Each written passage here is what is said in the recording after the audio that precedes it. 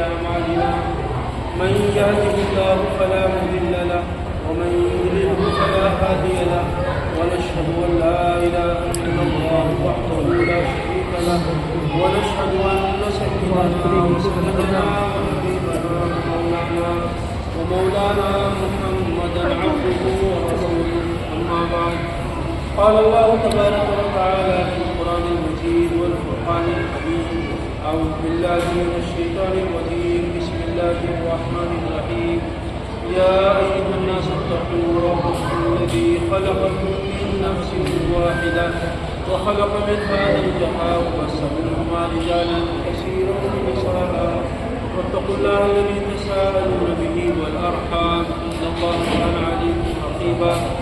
يا أيها الذين آمنوا اتقوا الله حق تقاته ولا تموتن إلا وأنتم مسلمون يا أيها الذين آمنوا اتقوا الله وقولوا قولا سديدا يصلح لكم أعمالكم ويغفر لكم ذنوبكم ومن يطع الله ورسوله فقد فاز فوزا عظيما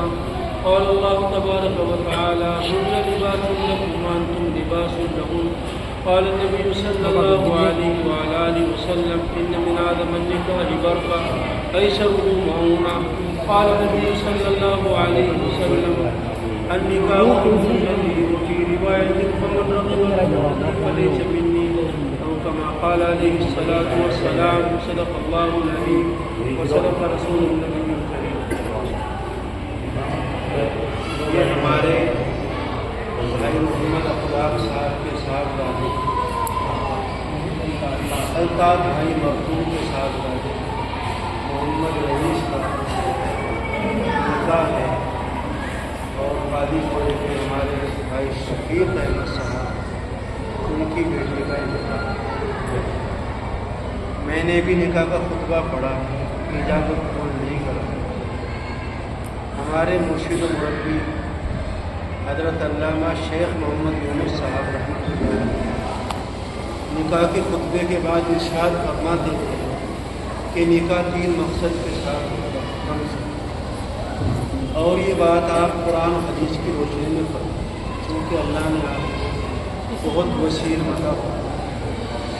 فرماتے تھے کہ نکاح کا پہلا مقصد ہے اتباع سنت. مشہور حدیث پڑھی جاتے نکاح میں النکاح نکاح میرا طریقہ، یعنی یہ نکاح ہم اس لیے کریں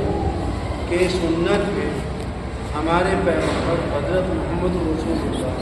صلی اللہ علیہ وسلم سنت سمجھ کر نکاح کرو گے تو اللہ بہت سے فائدے ادا کرے. حدیث شریف میں آتا ہے سنت کو زندہ کرنے کا ثواب ایک تو یہ ہے کہ ایمان پر خاتمہ ہو، نمبر 2 یہ ہے روزے میں پڑھتے ہیں، نمبر 3 یہ ہے جو اللہ کے مقبول بندے ہیں ان کے دلوں میں محبت پیدا ہے، اور جو اللہ کے بدکار فاسق و فاضل بندے ہیں ان کے دلوں میں روب پیدا ہے. اور فتنے کے زمانے میں ایسی سنت کو جو مردہ ہو رہی ہو زندہ کرنا اس کا ثواب 100 شہیدوں کے برابر ہے. اور ایک شہید کا جو یہ ہے کہ اس کا ایک قطرہ خون زمین پر نہیں گرتا اللہ اس کے گناہ معاف کر دیتا ہے. اب آپ نے سمجھے سنت کا راستہ اور ایک برادری کا خاندان کا رسم و رواج کا اس راستے میں پڑتا میں بھی اسی میں ہوں. آدمی نکاح سے حرم شریف میں جا کر پڑھا ہے، اگر اس میں بہت خرچ کرے گا تو اس نکاح میں برکت نہیں. حدیث شریف میں آتا ہے کہ برکت کے اعتبار سے سب سے بڑا نکاح وہ ہے جس میں سب سے کم خرچ ہے. اگر سنت کی بات مانو گے پیغمبر علیہ السلام کی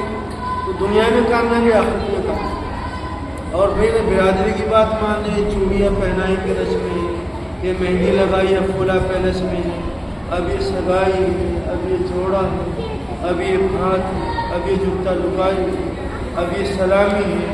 اب یہ دوسری چیزیں ہیں، اب یہ ڈی جے ہیں، اب یہ ناچ گانے، اس سے ماشاء اللہ تعالیٰ ہمیں سنت کے مطابق نکاح کرنے کی کوشش کرنا ہے. دوسرے نکاح کا مقصد ہے تفسیر امت پر. یہ بچہ بیٹھا بھائی ہمارا رئیس، یہ باپ، ان کے والد مرحوم دادا، ان کی والدہ دادی،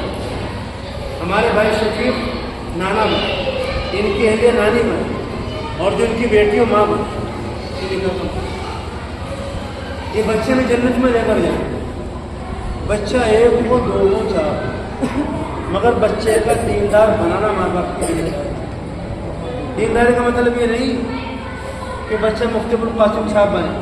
یا مفتی صالح بنے، یا مولانا بلال صاحب بنے، یا حرم شریف کا امام بنے۔ دیندار کا مطلب یہ ہے ہمارا بچہ 5 ٹائم کی نماز، قرآن پاک کی تلاوت، رمضان کا روزہ رکھے، مالدار ہو گئے، زکوٰۃ دے، حج ادا کرے، اور جو کام وہ کرتا ہے دنیا میں مجھ سے پتا ہو کہ مجھے کام قرآن و سنت کی روشنی میں کیسے کریں، اور اس کی ذات سے اگر کسی کو نفع نہ پہنچے کوئی بات نہیں، مگر نقصان بھی نہ پہنچے، ایسے 20 بچے بھی چھوڑے۔ اگر بچے میں چیز نہیں ہے،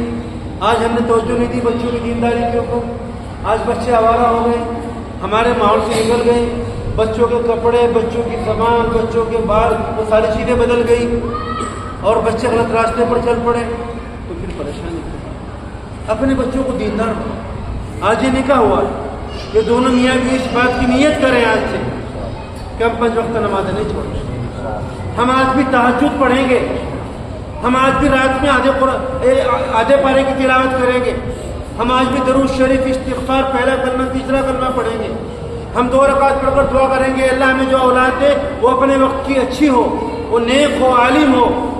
اگر یہ بچہ جس بات کی نیت کر لے تو اللہ تعالیٰ کی محبت ماں کی محبت سے بڑی ہو۔ تو بچوں کو دیندار بنانے ماں باپ کی ذمہ داری ہے، اگر نہیں بنائیں گے تو ان کی گرفت اللہ تعالیٰ ہے۔ اپنے گھروں میں قرآن پاک پڑھو، کوئی دین کی کتاب پڑھو، اپنے بچوں کا گائیڈ ڈالو۔ بچے موبائلوں میں لگے ہوئے ہیں، بچوں نے فجر کی نماز کیوں نہیں پڑھی، عشاء کیوں نہیں پڑھی، بہو کیا کر رہی ہے، داماد گھر میں کیا کر رہا ہے، یہ گھر کی ذمہ داری۔ اور بھائی حدیث شریف میں ہے ایسے عورتوں سے شادی کرو جو بہت محبت، بہت بچوں سے پیدا ہے، میں قیامت میں فخر کروں گا کہ میری عمر زیادہ ہے۔ اور تیسرے نکاح کا مقصد ہے تحسین نفس کی حفاظت۔ ابھی نکاح ہوا اس بچے کا، ہمارے رئیس کا، اس کی بیوی کے ساتھ اب تو بیوی شوہر ہے۔ اب سے پہلے جائز تھا بچہ اپنی بیوی کو دیکھ سکتا تھا، قاضی خانے میں جا کر کہ میں دیکھنا چاہتا ہوں، بالکل جائز۔ اب جب اور ذمہ داری تھی قاضی پورے والوں کی، برا والوں کی، پھر شاید نکاح سے پہلے 5-7 مرتبہ آنا جانا تھا۔ ایک مرتبہ چلے گئے، دسترخوان لگا دیا، پکوڑے، مچھلی کے، مرغوں کے، سارا ہوٹل کا سامان لا کر رکھ دیا، اس سے آدمی کا خلاقہ پتہ نہیں لگتا۔ کبھی اچانک جاؤ شاید نکاح سے پہلے خیریت سے ہے تب آدمی کا پتہ لگتا ہے۔ اب جب یہ نکاح ہو گیا، اب نکاح کے بعد بچے کے لیے بیوی، بیوی کے لیے شوہر، اگر غلط جگہ نکاح ڈالتے ہیں تو بہت بڑے مجرم پڑ گئی تو الگ بات ہے، تو مان اگر زنا کر لے کوئی شادی شدہ آدمی اور اسلامی حکومت ہو تو ایسے آدمی کو پتھر مار مار کر مار دیا جائے۔ اسے اپنے نفس کی حفاظت کرے۔ نکاح کے مقاصد میں بیان کرنا چاہیے کہ نکاح کا مقصد البشر، یہ نکاح کو جھکانے والا ہے اور یہ شرمگاہ کی حفاظت کرنا ہے۔ تو نکاح کے 3 مقصد ہوئے، سنت سمجھ کر کرو، اولاد کے جذبے کے ساتھ کرو، اور بھائی اپنے نفس کی حفاظت کے ساتھ۔ قرآن پاک کی ایک آیت ہے میں نے پڑھی، ہن لباس لکم وانتم لباس لہن، عورتیں مردوں کا لباس، مرد عورتوں کا لباس، بیوی شوہر کا لباس، شوہر بیوی کا لباس۔ یہ رئیس بیٹھا ہمارا، والد نے، والدہ نے، دادا دادی، نانا نانی نے، اب کہنا معلوم اس کو کیسے کیسے کپڑے دیے کہ بھائی شفیق بیٹھے، ان کی بچی، ان کی بیوی نے، گھر والوں نے معلوم نہیں بمبئی کے، دلی کے کہاں کپڑے پہنا ہے، لیکن جو اس بچے کو ان کی بیوی کی شکل میں جو لباس ملے اور ان کی بیوی کو جو ان کی شکل میں لباس ملے گا اس سے بہتر لباس ملے گا۔ یہ لباس سب سے قیمتی ہے، اس لباس کی قدر کرو، سمجھو، اس کو میلا نہ ہونے دو، اس کو پاؤں میں نہ روندو، بہت سوچ سمجھ کر نکاح کرو، اور جب نکاح ہو جائے پھر سمجھوتا ہے اجی کھانا اچھا نہیں ملا تھا، اجی کپڑے اچھے نہیں دیے، اجی پورا ایسا ہو گیا، کچھ جب قرآن پاک یہ کہتا ہے کہ عورت بیوی شوہر بیوی دوسرے کا لباس ہے تو لباس راحت پہنچاتے میں نے کپڑے پہنتے ہیں، بیوی شوہر کو راحت پہنچائے اور شوہر بیوی کو راحت پہنچائے، اور راحت مال میں نہیں، اگر بھائی شفیق دنیا بھر کا سامان دے دے اپنی بیٹی کو اس میں راحت نہیں۔ قرآن کے لوگ بیٹھے ہیں یہاں پر، میرے جاننے والے اکثر اگر ایک دنیا بھر کا چاندی سونا اپنی بہو کے اوپر لا کر چڑھا دیں، سکون نہیں لگے، سکون اللہ کے نام، سکون قرآن پاک، سکون درود شریف، سکون تہجد میں ہے، سکون نمازوں میں ہے، اس میں سکون۔ میں نے اتنی شادیاں دیکھی 72 کھانے بنے، انجام خراب ہوا۔ اور ایسے نکاح دے کے 5 آدمی آئے، لڑکی کو لیتے گئے، ان کے بچے اسلامی جج، اسلامی ڈاکٹر، اسلامی engineer, H D M, D M, بہترین مولانا، مفتی صاحب، شیخ الحدیث، معلوم نہیں کہاں کہاں۔ تو اس لیے راحت اللہ کے نام ہے۔ اور لباس کا دوسرا پہلے یہ ہے کہ لباس بدن کو چھپاتا ہے۔ میرے یہاں پر کیا تکلیف ہے آپ کو معلوم نہیں، اس کو چھپا رکھتا ہے۔ جب قرآن پاک نے کہا کہ بیوی شولے کو دوسرے کا لباس ہے، بھائی اب سے پہلے دیکھ لیتے اب چھپانا،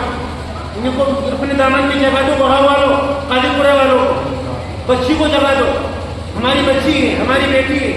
ایک باپ جو اپنی بچی کو 22 سال کی گھر میں کرتا ہے پاک پوچھ کر، وہ بعد میں بھی رکھ سکتا ہے، مگر اللہ کا حکم ہے، ان کے پیارے پیغمبر کا طریقہ ہے، ایک باپ اپنی بچی کو روتے اپنی اس سے جدا کر۔ اور بھائی ان کی ذمہ داری بھی ہے، قاضی پورے والوں کی بھی، ہمارے داماد ہمارے وہ ہیں، ان کا پورا خیال ہے۔ تو ایک دوسرے کو ایک کو چھپائیں، ان کو نہ کریں۔ اس سے پہلے کچھ کتابیں ہیں، تحفہ دولت ہے، نشانی دولہا ہے، حقوق زوجین ہے، اور کیا کہتے ہیں بیشتی ریور ہے، اپنے بچوں کو۔ اور پورا جو لوگ یہاں پر آئے ہیں سب اثر پڑھ کر دوڑنا